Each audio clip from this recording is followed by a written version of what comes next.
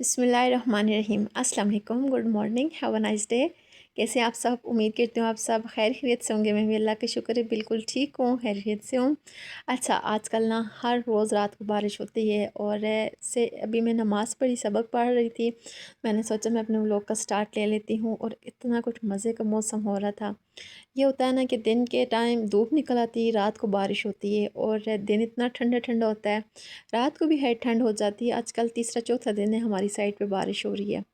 उसके बाद फिर मैं उठी, मैं ब्रेकफ़ास्ट बनाया। ब्रेकफ़ास्ट आज मेरा बनाने का दिल नहीं था, मेरा आज इतना दिल कर रहा था बाहर से मंगवाती हूँ, लेकिन बारिश इस टाइम कुछ इतनी तेज़ हो रही थी तो फिर हस्बैंड कहते हैं आज ऐसे करो घर पे बना लो ब्रेकफ़ास्ट, कल मैं इंशाल्लाह तुम्हें बाहर से ला दूँगा। आज मौसम इतना अच्छा था, मेरा दिल कर रहा था हलवा पूरी खाने का, लेकिन बस बारिश इतनी तेज़ थी। फिर मैंने अपने लिए खमीरी रोटी का पराठा बनाया, सॉरी खमीरे आटे का पराठा बनाया।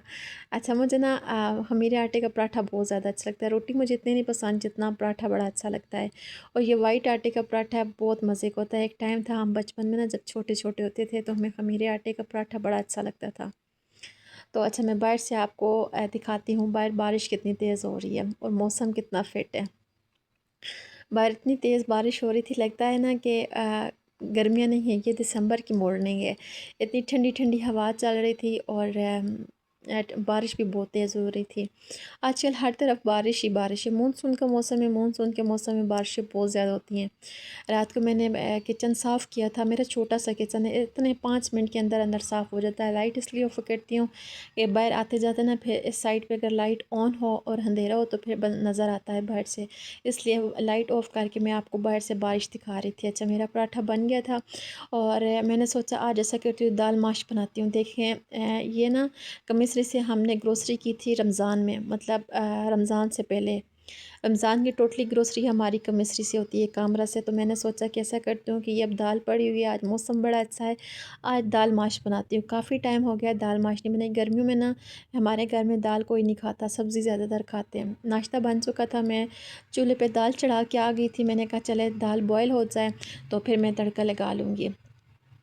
इतना मज़े का मौसम था, मैं आपको क्या बताऊँ। ठंडी या हवा चल रही थी। आजकल ना दिन के टाइम भी मैं तकरीबन घर में पंखा बांध ही रखती हूँ। हवा इतनी ज़्यादा बाहर होती है, ठंडी ठंडी हवा चलती है जैसे सर्दियों में हवा होती है। मैं हस्बैंड को कह रही थी, मैंने कहा आजकल तो ऐसा लग रहा है कि हम दिसंबर की सुबह उठें। इसके बाद फिर वही एज़ यूजुअल हम हाउसवाइफ की जो रूटीन होती है घर की क्लीनिंग वगैरह, मैं आपके साथ ना फ्राइडे की रूटीन शेयर कर रही हूँ। आज जुमे का दिन है। अच्छा, आप सब दुआ कीजिएगा एक दफ़ा दुरूद शरीफ पढ़ के कि अल्लाह पाक के जुम्मे के सदक़े मेरी तमाम परेशानियाँ दूर करे, अल्लाह पाक मेरी तमाम जायज़ हाजात नए ख्वाहिशात कबूल फ़रमाएँ। बस सब के लिए दुआ कीजिएगा, मेरे लिए भी। अच्छा, वैसे मैं ये मैट्स ना बाहर धूप पे डालती हूँ। आज बारिश हो रही थी बाहर तो फिर मैंने ऐसे दरवाजे के ऊपर रखी हैं क्योंकि फ़र्श वगैरह वॉश किया है। आजकल ना मानसून के मौसम में तो मैं डेली घर वॉश करती हूँ, सारे रूम्स नहीं, टीवी लाउंज और वाशरूम और कमरा वॉश करना पड़ता है।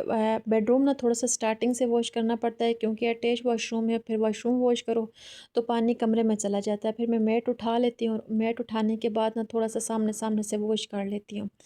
तो वैसे ये मैट सारे मैं धूप पे डालती हूँ, ये रग भी और मैट भी। लेकिन आज बाहर बारिश हो रही थी, इस वजह से मैंने दरवाजे के ऊपर रखे। मैंने कहा जब फ़र्श वॉश करती हूँ तो गीले ना हो जाएं। फिर जैसे ही सारे फ़र्श वगैरह ड्राई होते हैं फिर मैं ये रग भी डाल देती हूँ अपनी जगह पे और मैट्स भी अपनी अपनी जगह पे लगा देती हूँ। विदाउट मैट्स ना मुझे बहुत बुरा लगता है। किचन के सामने मेरा मैट्स मस्ट होता है, बल्कि किचन में दो होते हैं, एक अंदर अंदर की तरफ और एक बाहर की तरफ, और वाशरूम में भी एक मैट लाज़मी मैं रखती हूँ। ऐसा ना फिर पानी वगैरह बाहर नहीं आता, बच्चे स्लिप हो जाते हैं। कमरा भी अल्हम्दुलिल्लाह साफ़ हो गया था। इस कमरे को आज मैंने डीप क्लीन किया था। डीप क्लीन मीन के वो जो सामने फ्लावर पिंक पड़ा हुआ है कॉर्नर पे, इसको मैंने अच्छे से साफ़ किया। एक एक पत्ते को मैंने क्लीन किया। वॉश करो ना तो इनके पत्ते ख़राब हो जाते हैं। और इस डोर वगैरह भी सारे मैंने साफ़ किए थे। ये कमरे का लॉक जो है ना इस वजह से ख़राब है कि एक दफ़ा ये मैंने कमरा बंद किया था बच्चों के लिए, क्योंकि मैं जब भी कमरा साफ़ करती हूँ तो बच्चे आके चीज़ें बिखेर देते थे। तो मैंने जैसे ही कमरे को लॉक किया वो पक्का ही लॉक हो गया था। फिर हमने बंदा बुलवाया था, फिर उसने ये लॉक तोड़ दिया था। उसकी वजह से अभी लॉकर पड़ा हुआ है, लेकिन बस हस्बैंड के पास टाइम नहीं है कि ये लगा के दें। फ़ैन मैंने ऑफ़ किया, लाइट मैंने ऑफ़ कर दी। लाइट इसलिए ऑफ़ कर देती हूँ ना कि बच्चे फिर भाग आते हैं और फिर कमरे में वही गंद बन जाता है।